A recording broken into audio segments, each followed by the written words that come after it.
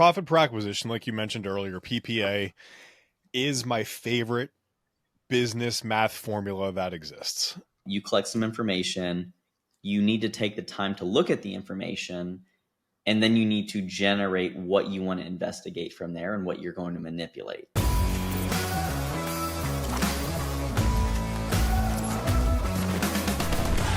So today on Beyond the Pump, we're going to actually bring you a case study. And this is something we think is really important because obviously the best way to learn is to learn from the mistakes of others, ideally.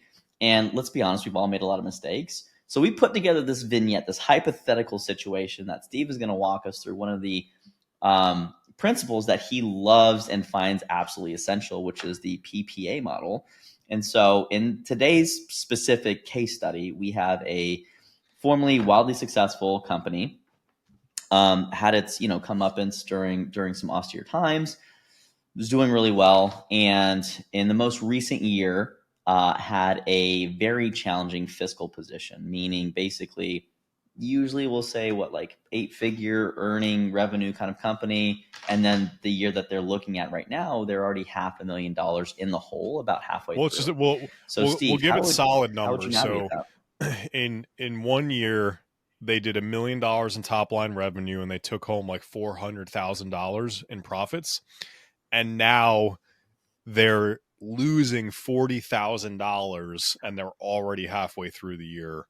So they've gone from plus 400K now down to negative 40. And obviously trajectory is showing things are continuing in a bad direction. So correct. Yep. So then where do we even start with that? Because obviously, our listeners, they may not have that experience, but at some point there always is an inflection point where there's a pullback. You'll grow, you might struggle to get to that point. You do it long enough, your growth will kind of cap, and then usually there's either a downtrend or a massive uptrend in my experience in it.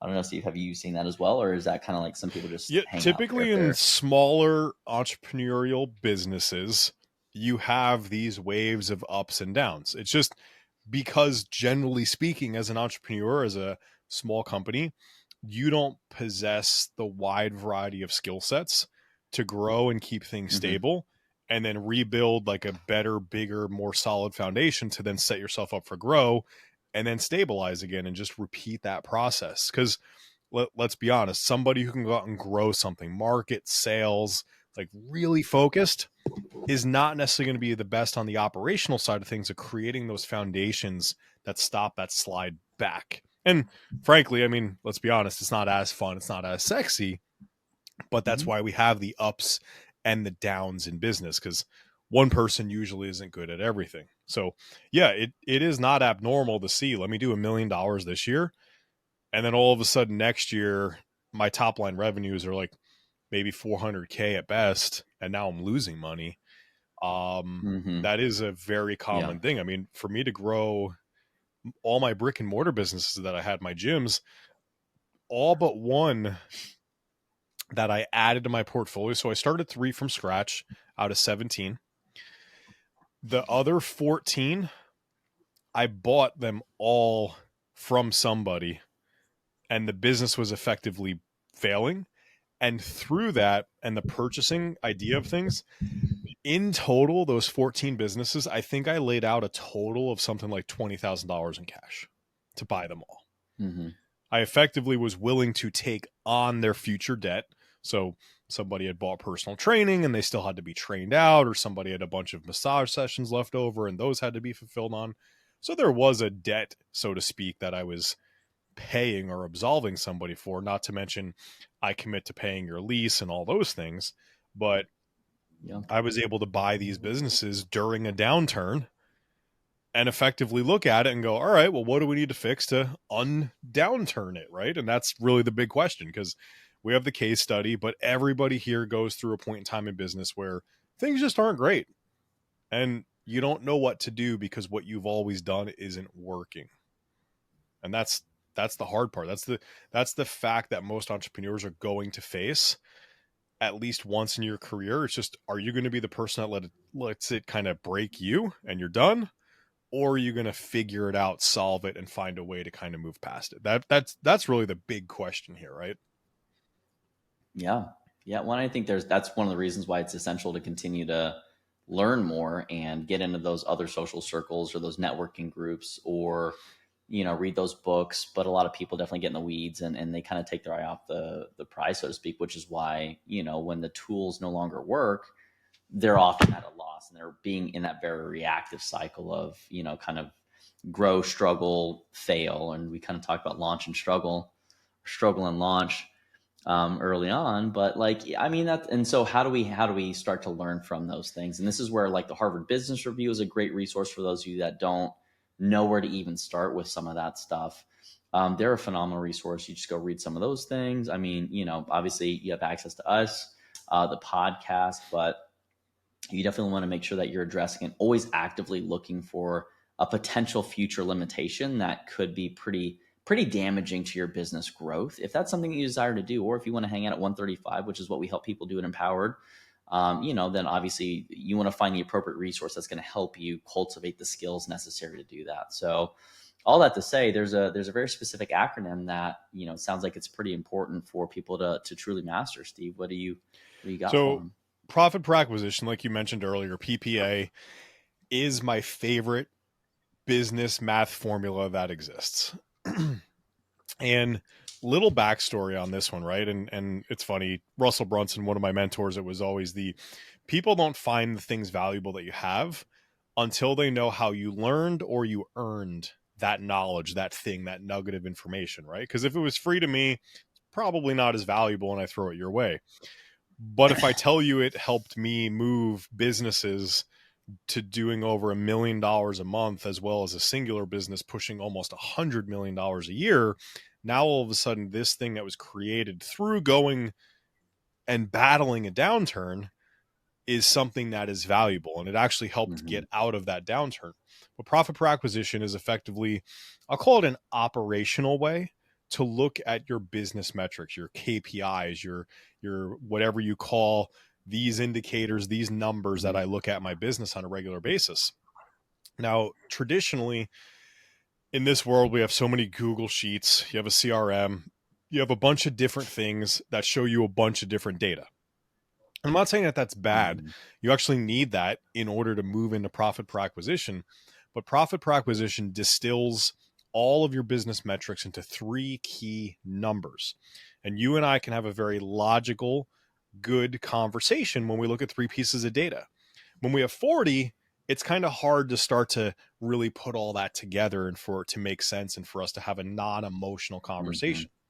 So those three key pieces of information is effectively the lifetime value of a client, how much they pay you and how long they stay with you, so to speak. Do they make one big lump sum payment? Do they pay you $500 a month forever? Like, what does that look like? But what is the lifetime value of a singular client? The next one is Mm-hmm. the cost to fulfill on your promise you made to that client. What are your operational costs? And then the last one is going to be your cost to acquire. So we have our lifetime value, however much they give you, then how much you spend fulfilling on your promise that you made to them monthly over the time of their lifespan with you, and then how much you spent to actually acquire them as a consumer, usually a one-time fee. And you equal all that out. So value minus acquisition minus fulfillment equals the total profit you get per client that you bring in the door. Mm-hmm. And the nice thing here is if you're like, hey, I want to make $1 million in profit, I'm like, awesome. That's great. We can now divide $1 million by the amount of profit you make per person. And I can turn around and say, here's how many people you need to hit $1 million. And you're going to go, okay, no problem. Or, whoa, that number's way too big. I don't want that business. Or, oh, easy. Like, yeah, I got this by myself without a team. Like, whatever it is, it starts to put like boundaries and it starts to build that container around what we're doing. Right. So, Mm-hmm. those three pieces of information are important because they start to it's a Monday, guys. I'm tired. They start to detect changes in your business. Here's a good example. Let's say the lifetime value of a consumer is $20,000 for 3 years. Steady, it's 19,000, 21,000, 20, 19,500, 18,700, 22,300, and it continues to do this because every single month it's always going to change a little bit. but we care about those averages a little bit. But then all of a sudden we see it continue to trend down.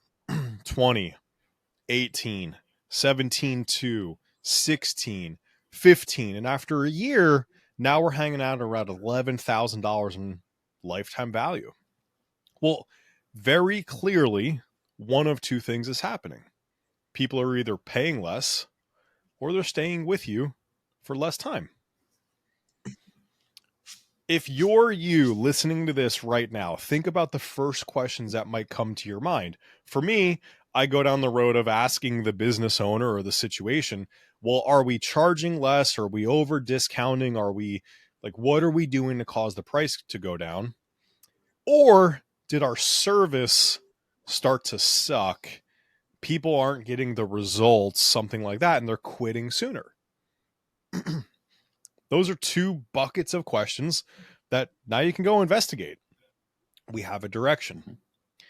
If your cost to acquire goes steadily 1,000, 1,000, 1,000, 1,000, all of a sudden it jumps up to $4,000 and it's hanging out at $4,000 and my cost to acquire 4x'd. Well, why?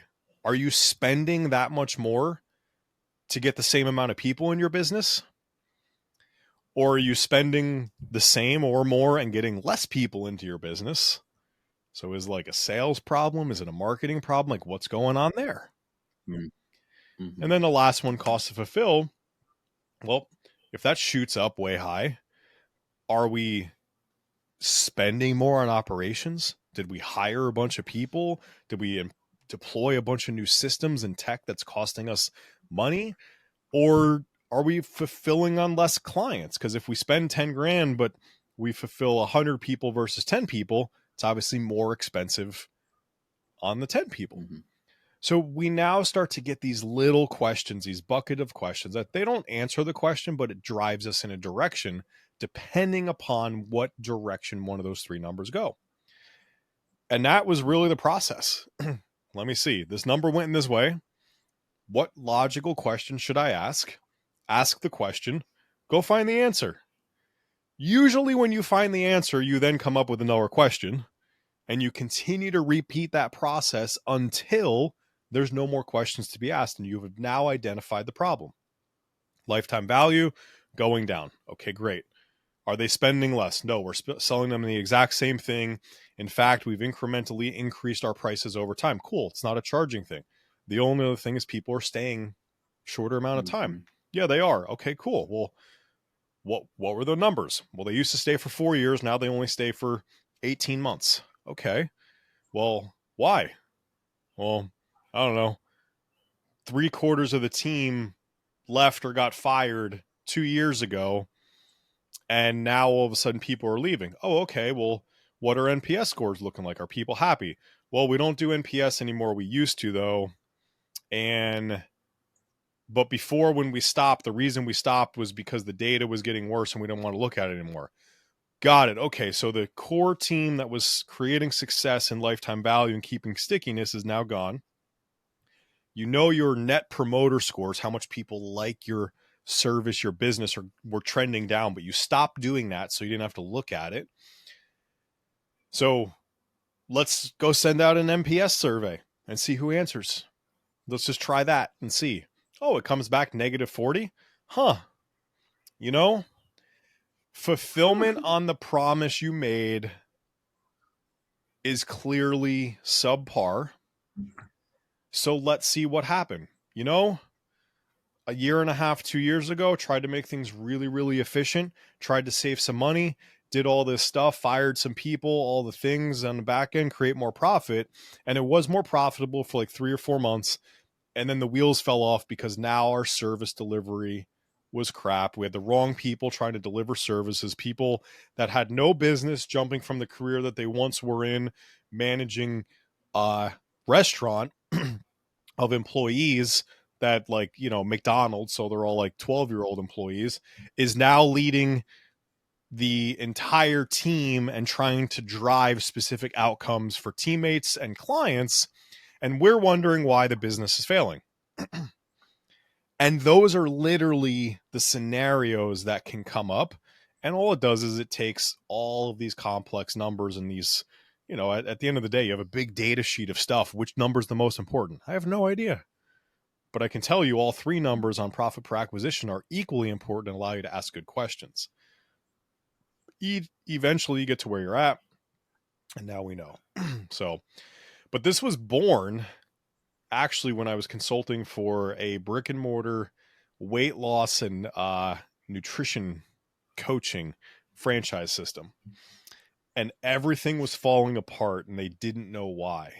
And they kept on trying to change this and change this. I was like, guys, the profitability per client we acquire is going down and down and down. They're like, oh, well, duh, 'cause we're not making profits. I'm like, I get it, but like, you got to look at it a different way and we'll know what we need to fix. And I could never get those corporate people to truly understand it. Meanwhile, I was leading a kind of a test of 15 locations all across the country. And on average, those 15 were outpacing every other location across the entire brand, which was about 170 other locations, by 4-1. And it came down to not because we were doing different things.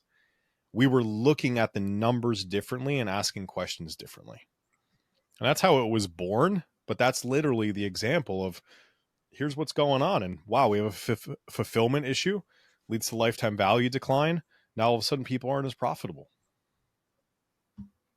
It's weird how that happens. It's crazy. Weird. But the thing is, if you're a sales and marketing guy, NPS for your fulfillment isn't necessarily the top of mind thing for you. So, when you go in business, like, listen, I've had times in businesses where things were not great. And what did I do? I just dug in and kept doing what I thought I was good at. And the problem didn't get better. Let me do more cardio to lose more weight. Keep going, right? Like, let me do that same thing. You know what? Maybe my body needs a break. I need to eat some more protein, go lift some weights, and increase my metabolism again. That might be a better bet to get to where I want to go. Nope. 4 hours of cardio a day. I'm going to do it. Same principle. You can't sell and market your way through a dead audience to fix your business woes if your fulfillment is absolute dog shit. So that's my real quick soapbox on PPA as you got me going. Well, I think it's really essential for the audience. Like, this is obviously in the context of the uncertain nature that it is entrepreneurship. Like, there's never, it is this thing. It's all a big black box. We don't know what goes in, but we're hoping we know what comes out. And we try to control, just like a recipe, like the recipe might be different for people with different palates and different taste buds. So control what you can, but I think it's really essential that, and it's the same thing with coaching, is you collect some information. You need to take the time to look at the information, and then you need to generate what you want to investigate from there and what you're going to manipulate. And that's really the big framework here, is like, well, what is it that you need to investigate? If your business isn't growing, if you're not getting clients, how long are you going to continue to do the same thing? Which I will say that there is some merit to consistently showing up and executing against no change, right? There is that one day that something just randomly takes off. You hear it all the time.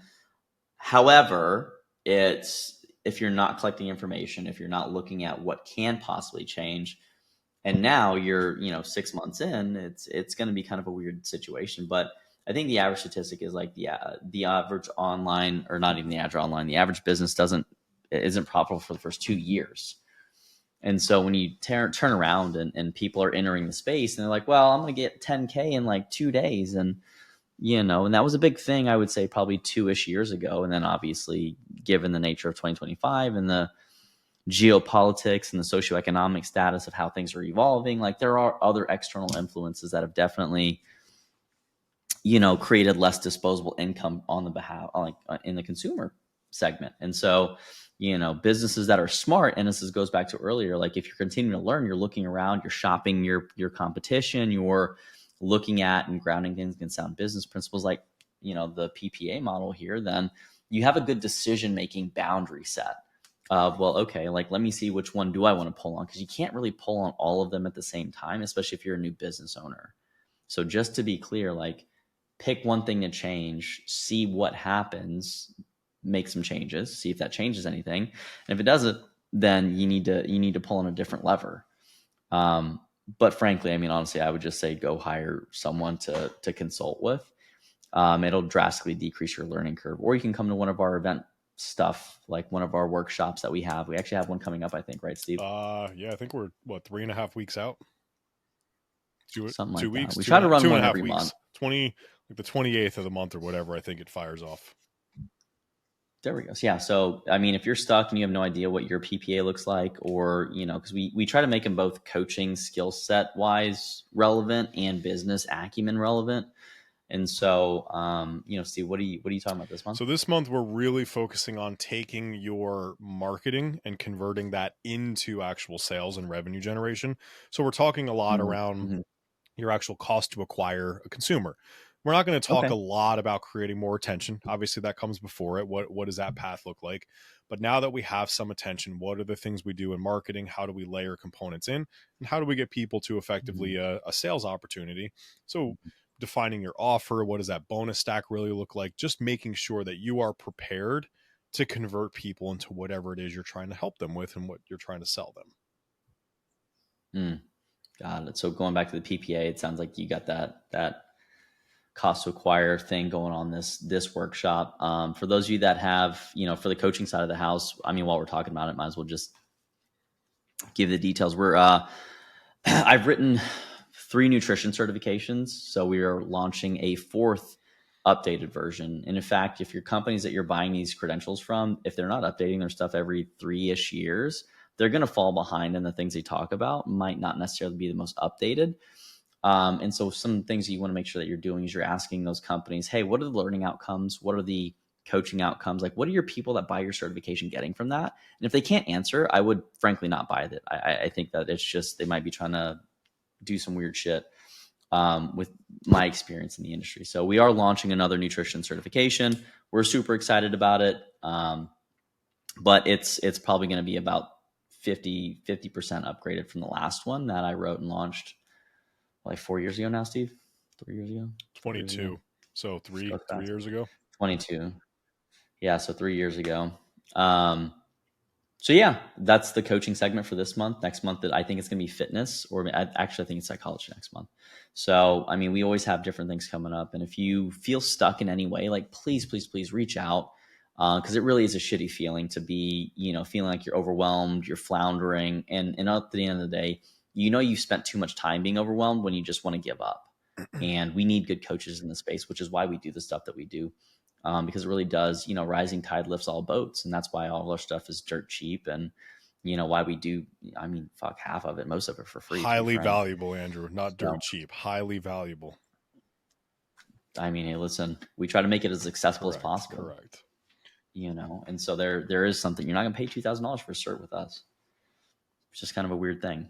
But all that to say, if you're stuck, overwhelmed, feel lost, reach out. We'll get you a seat in the upcoming weekend, or if it's not this month, then it's in the future. Hopefully, we're still doing these, but we do have a commitment across the next 12 months for 2025 to do one event every month, just to make sure that we're making ourselves accessible to the people that really need the help.